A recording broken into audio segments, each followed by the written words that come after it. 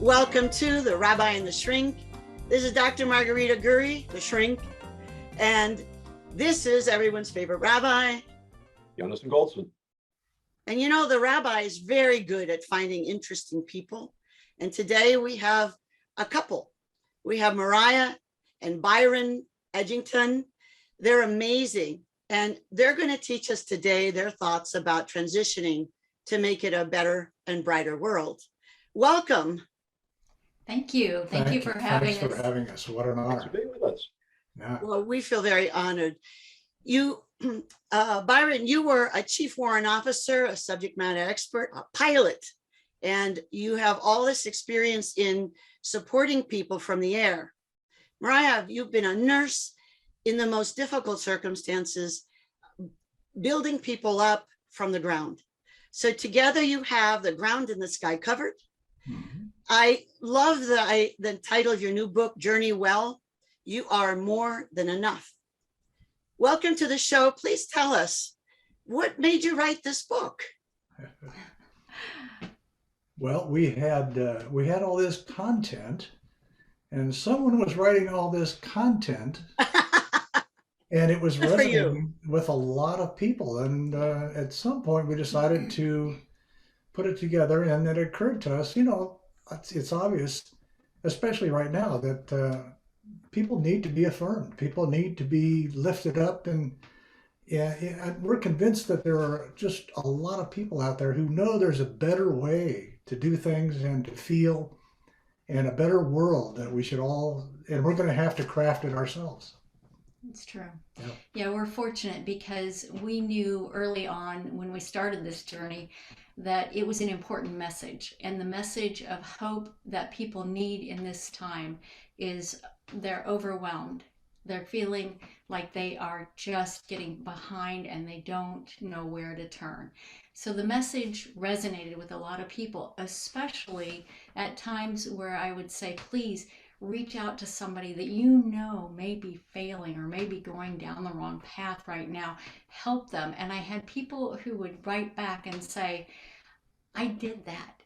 And I was so surprised. I didn't know. And a few of the notes actually said that they reached out to somebody they felt very uncomfortable doing so because they were like, oh, they're going to think I'm weird, or, oh, what do I do with that? And I just encouraged them in my post and said, reach out to somebody that you feel you need to. Mm-hmm. And people have written back and said they found out that someone was going to take their life. And because they actually acted on that specific day, it changed. Yeah. And so once that started happening, we felt we had an obligation to elevate people again. Mm-hmm. Yeah, because that's what we did all of our professional lives, and now we're doing it however else we can do that. I should also interject here, just to add to Mariah's side of this. We did personally, we had a good dear friend of ours many years ago who we had no idea. You know, people typically say, I never saw that coming. I had no idea. Well, Randy was just a great guy, a wonderful human being. And we found out that he had killed himself. And we have never understood why we missed those cues, why we weren't sensitive enough, aware enough of what was going on with him. And so that's partly what drove us to do this as well, because how many Randys are there out there? You know, and not that the book focuses on self-harm or suicide, it does not. But one of the big themes of the book is awareness of other people and their value and their dignity. Well, we're sorry for your loss, but you're certainly using your love and understanding of Randy's situation and how it made you feel to save lots of lives. I think that's lovely. Mm-hmm. Rabbi? We learned as kids that it's better to give than to receive. And one of the most profound things I heard very early in my religious career is that if that's true, and we believe it is, what's the best thing you can give someone else? And that's the opportunity to give.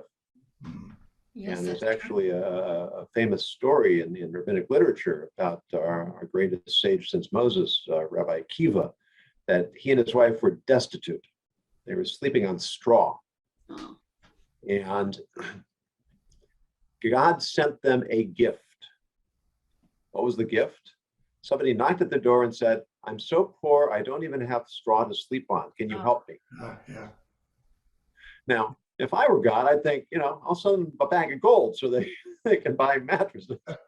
But what's the point of the story is what the greatest gift they could have was the ability to give to somebody else, because they felt they had nothing to give. And what rehumanized them was that sense of we are enough. We have something that we can give to help somebody else. Yeah. And so reaching out helps us as much as the person to whom we reach out. Absolutely. It absolutely does. And in fact, a friend of ours, Dr. Melissa Hughes, she calls herself a neuroscience geek. And she's a contributor to our book. And she mentions it's scientifically proven that our moods affect other people. And Yes. that works both directions. And she has this fun exercise, and we mentioned it in the book, and Journey Well, You Are More Than Enough. Walk down the street and just smile at a total stranger, and it's impossible for them not to smile back at you. And she goes on to say that it even works with a mask on.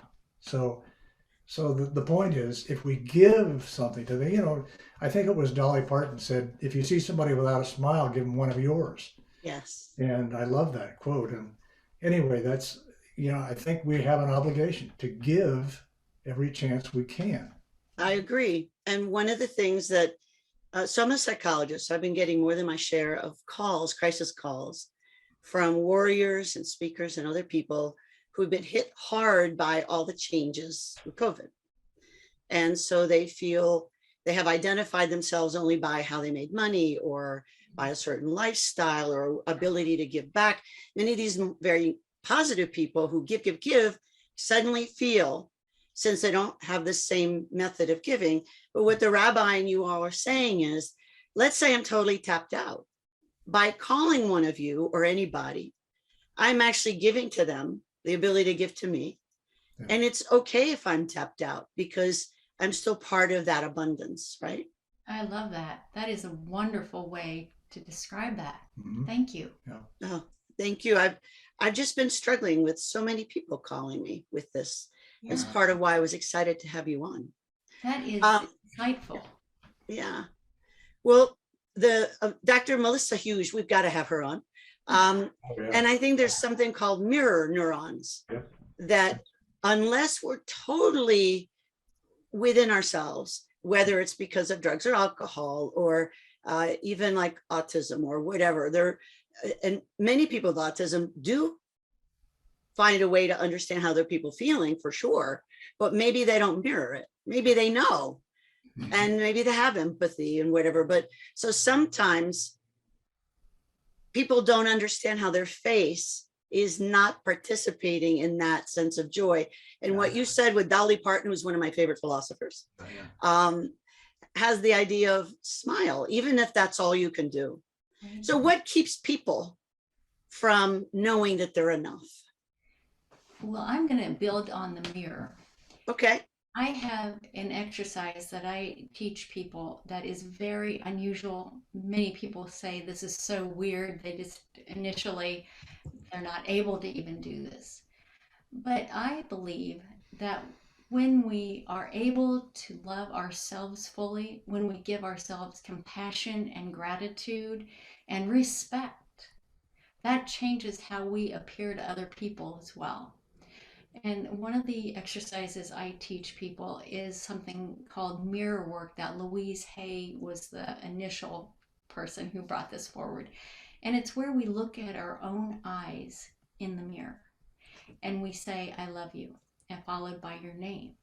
And the reason is because none of us initially, after society gets through with us from grade school and junior high, feel like we're good enough anymore and that we're judged.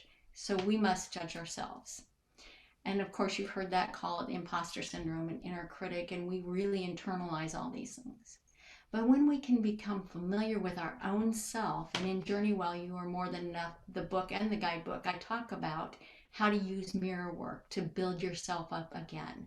Look at yourself and claim your worth by saying, I love you and your name. And then you can go on and you see your face, you see your expressions, you begin to understand that you are a lovable person, you are a vital part of the community. Even if, like you had said, doctor, that I need built up and I need to call a friend, give them the gift of supporting me. Mhm. And now I'm going to use that, by the way, because I think that's brilliant. When we interact with each other, then we can build our sense of worth, know that we are more than enough. And that's how we begin to heal. So let me give you a pushback from the people that I have had the pleasure of working with. Okay. But I'm not good enough. I'm doing a lot of bad things. So, and that's the mindset that somehow we have to be perfect, that we can't be human and imperfect. But let's say I've done something really bad, super bad, have an affair with somebody. I'm still having the affair. I've killed somebody. I've stolen money, whatever, right? Did I, so how can I be good enough if I've done those things? Yeah. Yeah, and I don't want to be simplistic about it, and I'm certainly no expert in this field, but I've heard people say, and I believe it, you're not the worst thing you've ever done in your life. And so one of the things we try to bring out in Journey Well, we try to focus on looking for the good in people, looking for the good in yourself, looking at all the people whose lives you've touched in a good way. And, unless you're younger than 5 years old, that describes a lot of people because, once you join in the whole mass of humanity, we touch people every day. And we do so, I'm going to go out on a limb here and say 90% of our interactions with other people are positive. So why do we ignore all that and focus on the negativity? Sure, it could have been a really horrific thing, but you're not the worst. You're not that thing. And there's so much more going on there. And there is a skill in identifying that, I think. And sometimes it takes professional help. But we try to bring that forward. We try to focus light on that particular aspect of being human in this book. Yeah. There's something about human nature that we just hone in on the negative. Mm-hmm. And an exercise will show up. Here's a piece of paper with one little dot on it. What do you see? I see a dot. Well, what about the rest of the paper that's all white? Yeah. I've got one little hangnail and completely obsessed over it. Yeah. And the rest of my body is just fine. Yeah. And we have to make a conscious decision to focus in on the good. And I pointed out before that in Hebrew, the term for gratitude is hakara satov, which literally translates as recognize the good. Recognize the good. You pay attention to the good, you'll see it. If you see it, you will feel gratitude. If you feel gratitude, you will be much more at peace with your life. And what you were saying, Mariah, earlier, that if I can change my outlook to the point where I'm now projecting goodness, pleasantness, happiness, rather than angst and anxiety and stress. So now anybody I come in contact with is going to have the opportunity to mirror my mood. Right. That's right. So by working on my own mood, I'm actually helping other people work on their moods and vice versa. And we can create a virtuous circle. That's right. Where we're all supporting each other without really any conscious action at all. It's absolutely true.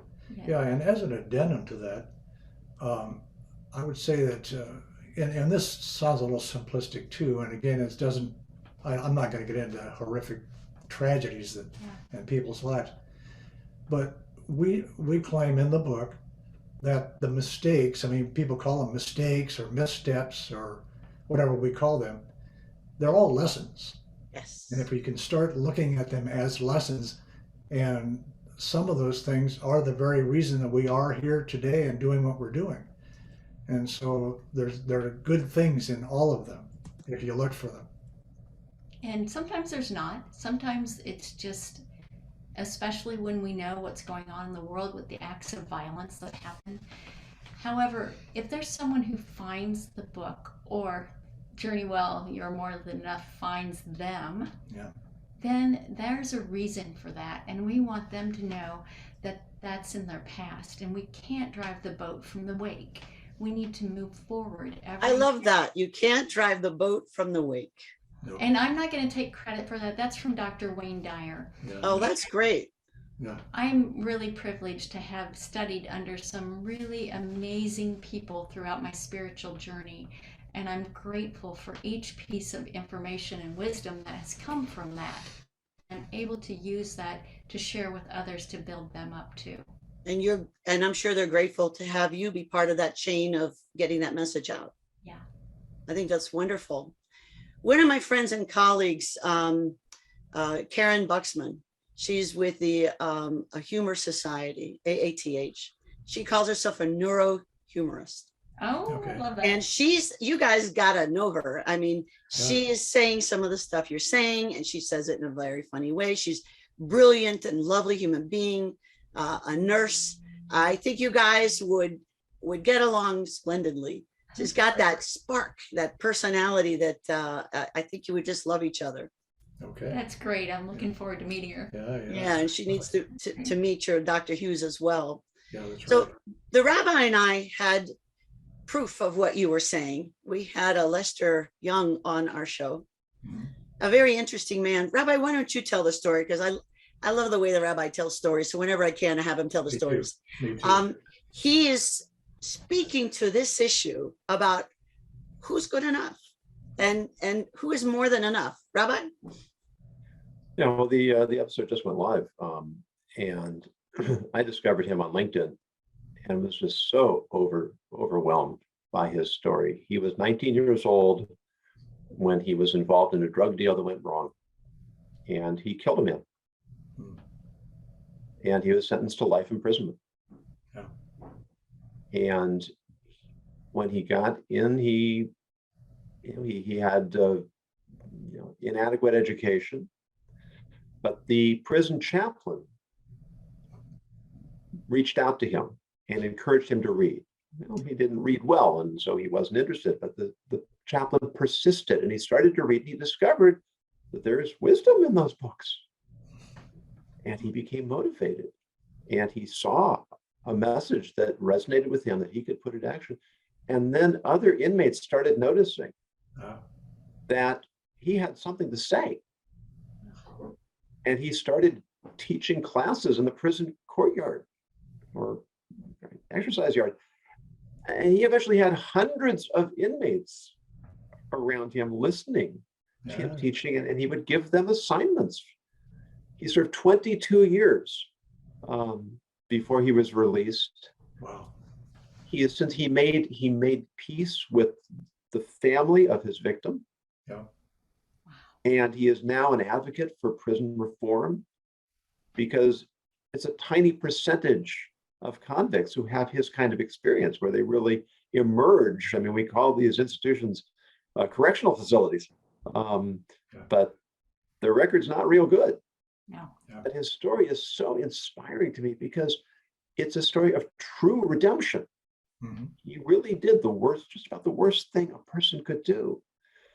But he was able to change himself and take that experience and turn it into something positive, make true amends, and now incorporate that into what you said about our mistakes, our opportunities. Yeah.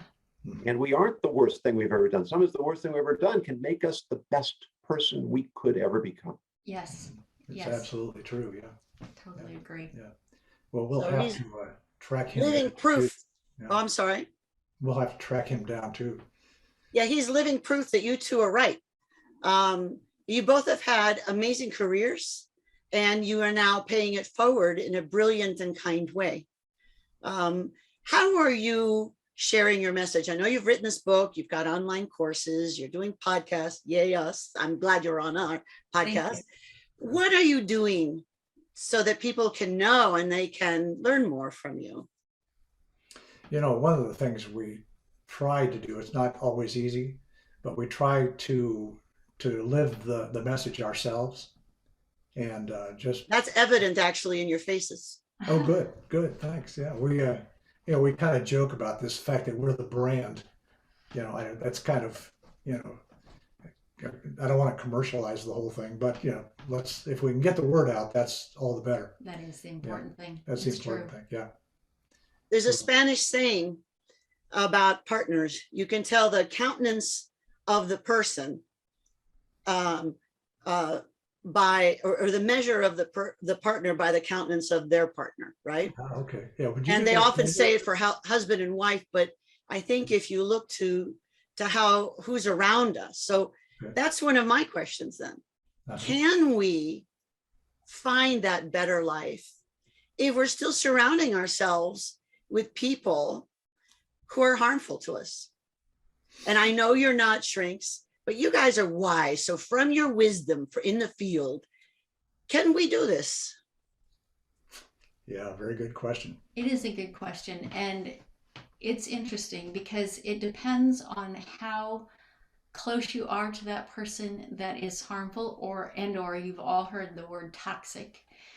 And we can distance ourselves from some people, and then there's some people that aren't as easy to distance ourselves from. For example, if it was somebody that you're married to, or a parent or a sibling, and you feel like you have to stay connected. Yes. Personally, I've had relationships of close people where I've had to put some distance and boundaries in and around myself.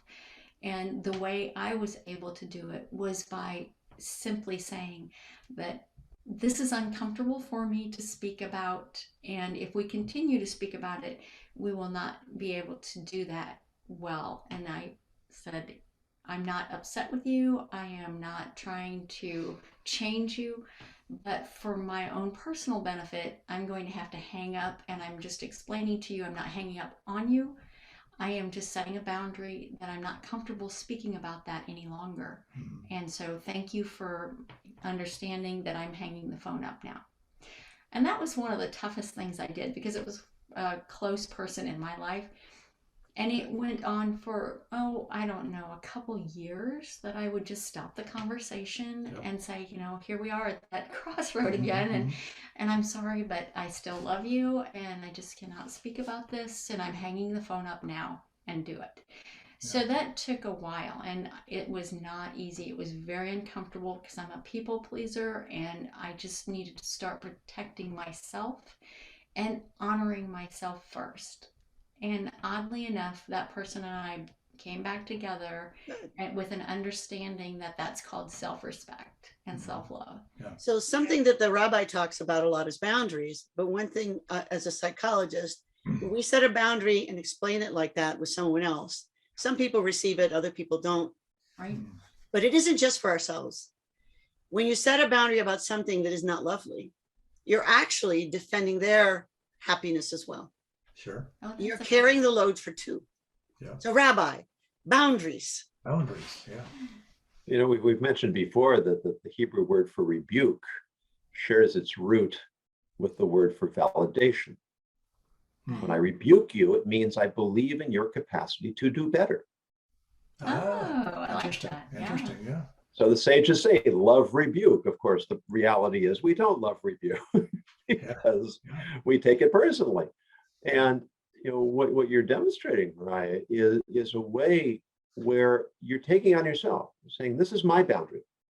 Mm-hmm. And I'm not prepared to cross my own boundary. Yeah.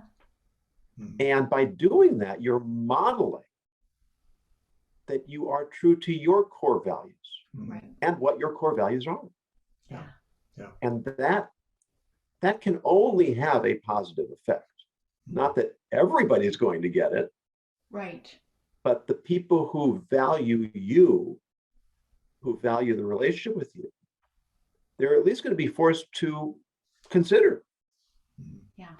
I want to have a relationship with somebody. What am I going to have to do to make that work? I mean, I constantly quote Jim Rohn, who says, you are the average of the 5 people you spend the most time with. And then there are so many facets to that. Because if I want to be accepted in company that's worthwhile, I have to be worthy of their company. exactly right. Yeah. Yeah. And that sets the bar higher for me, which in turn sets the bar higher for people around me. Mhm. And so, Mariah, you were being a leader in helping create a better life for yourself and for those 5 people you hang with. You were also defending your relationship with your husband.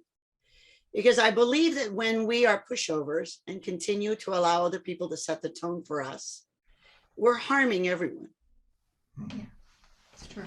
That's true. Yeah. In fact, we have a whole chapter in Journey Well, You're More Than Enough. In fact, the title of the chapter is Boundaries. Yes. Where we talk about the dignity that those boundaries provide you and how easy it is to just ignore your own boundaries a lot of the time. And I don't want to generalize, but I think that's probably more true of women than men. I don't know. I would agree with you. Yeah. I think women have been taught to be more polite and to not set the Yeah. tone. Yeah. Luckily, I think we're doing better at setting the tone in a variety of kind ways. Leadership has improved in women, and we're more allowed to speak our mind without people calling us names. And even if they do, we do a better job of doing it anyway. Good. Yeah. I think that's lovely. And the real talent is to be able to do it in a way where it will not be seen as confrontational Right. or dismissive Right. or sanctimonious, Mhm. but in a way that allows for the message to be heard. Mhm. Right. Because that's part of ethics too. It's not just what I say, it's how I say it and taking into account how it's going to be received. Well, that's no fun. You mean I have to be accountable for what I say and how I say it? There's no fun in that, Rabbi. No. We're not here to have fun. Oh, all right.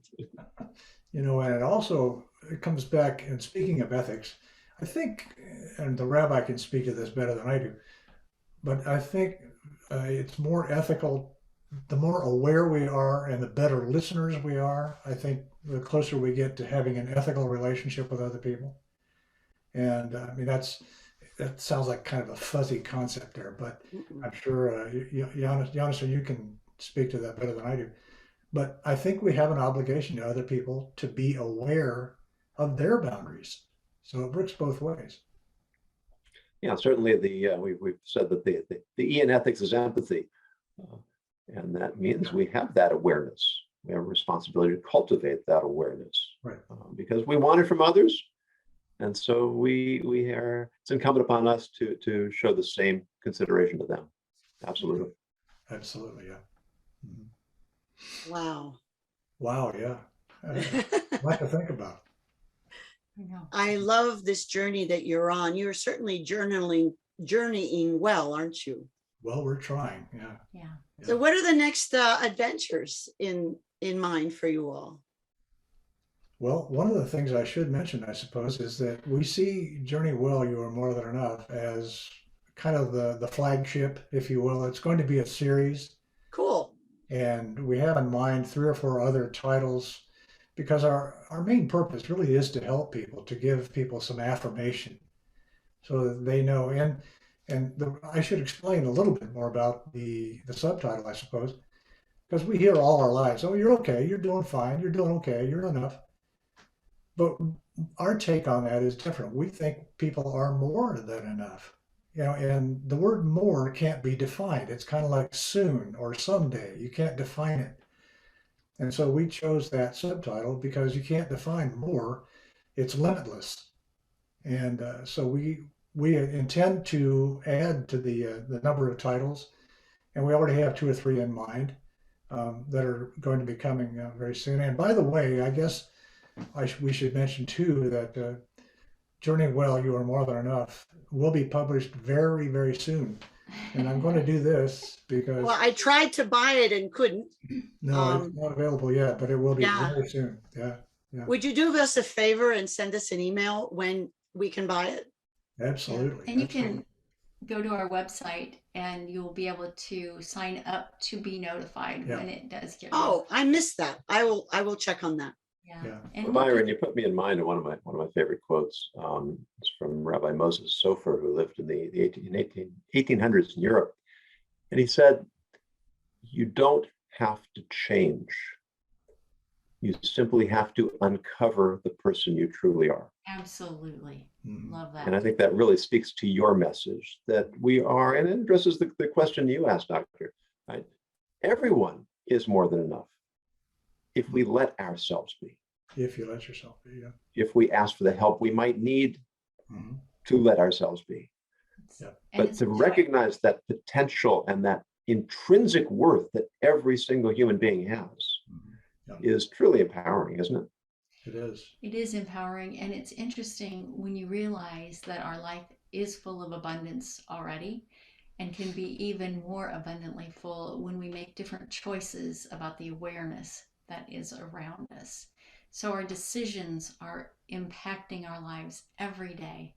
And when we realize I do have a choice to make a better life and find steps and people, that the 5 people that you surround Yeah, yourself with yeah. and others that can help lift you up and elevate you, that is when your life can change in a very important way.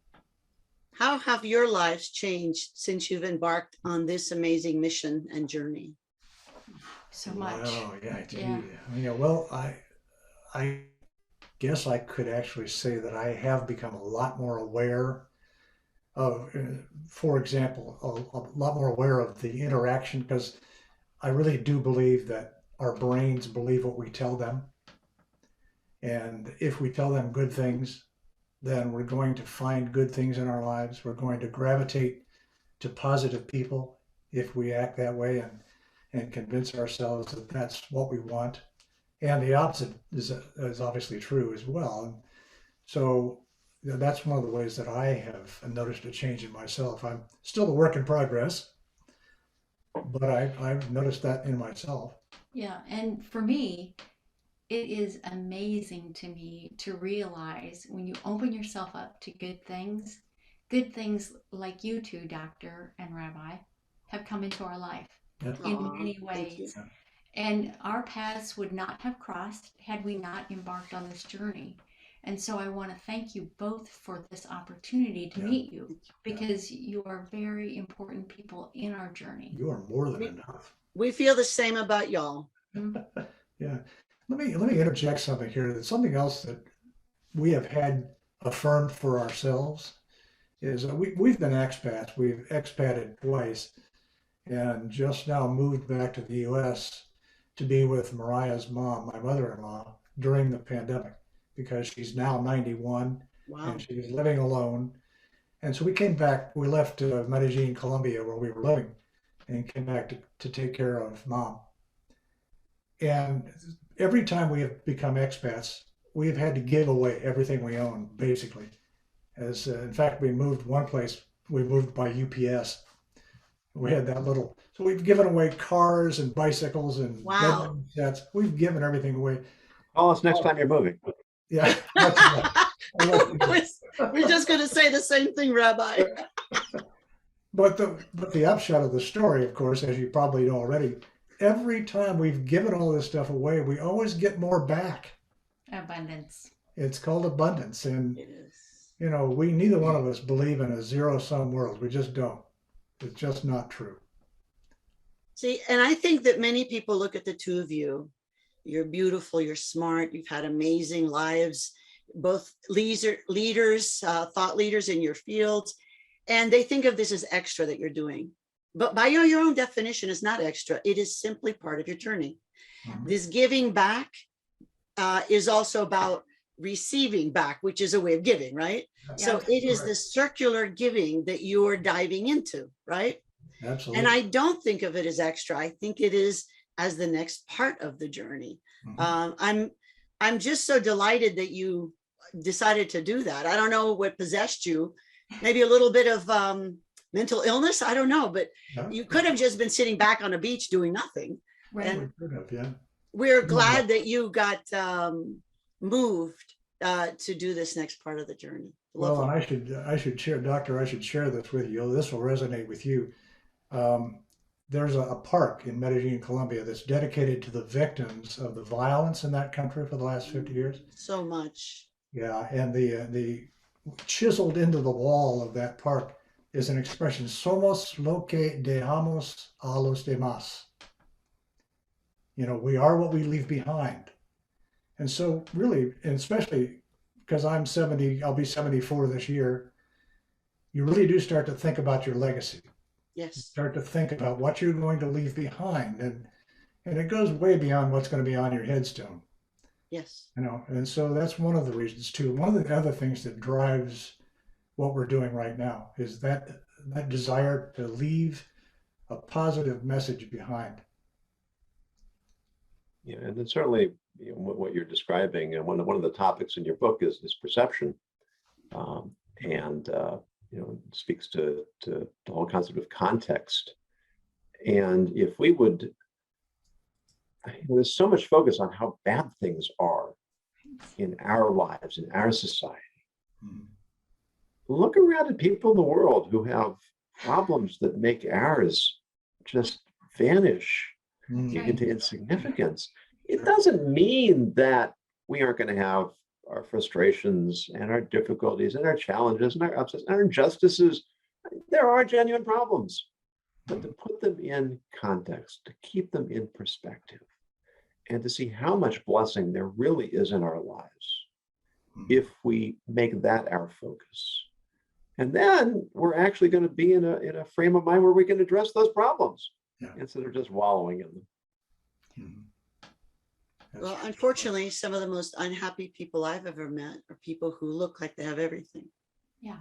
And I think that our own personal journeys of being more than enough is a great place to start, no matter where we are in life and what challenges we face. Like the rabbi says, whether we're living a life that looks blessed or a life that, with some obvious challenges, I think the task is the same. Yeah. So, well, we've come to the part where we have the rabbi and his word of the day. Oh, great. And then when we come back, we're going to ask you for your final words of wisdom, a takeaway. Okay. So, Rabbi, sir.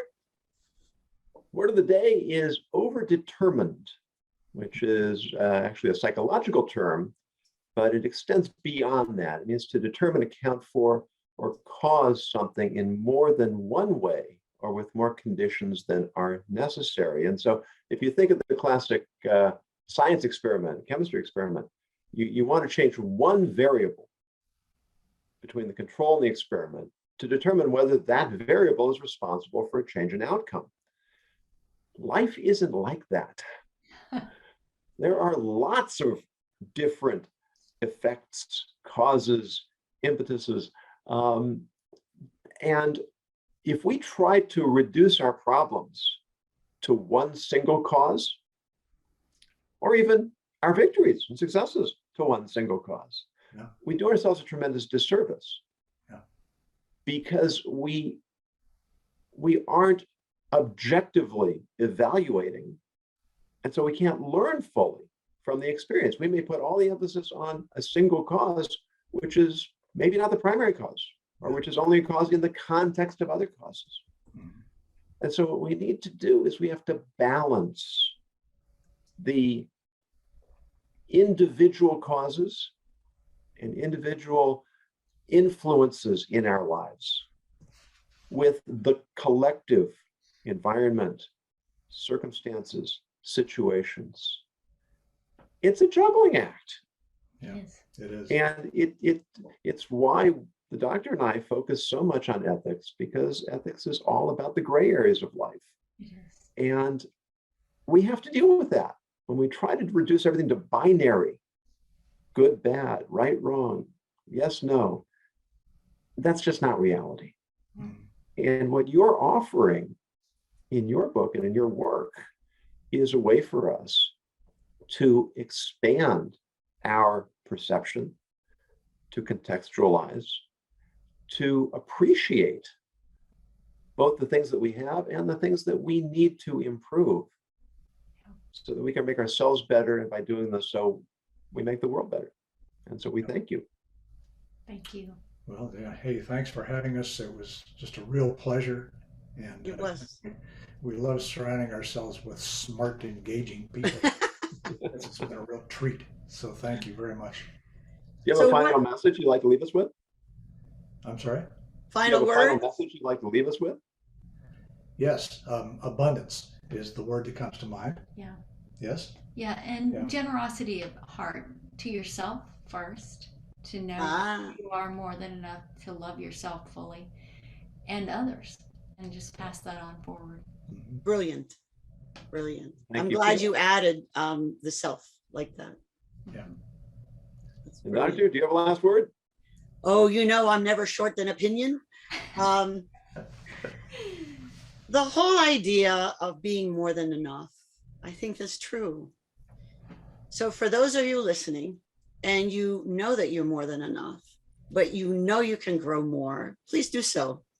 Yeah. All you have to do is think about who you can call, who you can smile at, who you can somehow be there for, whether it's getting rid of all your stuff and moving with your mother who is alone, or you're starting a new chapter of your life because you don't like where you are.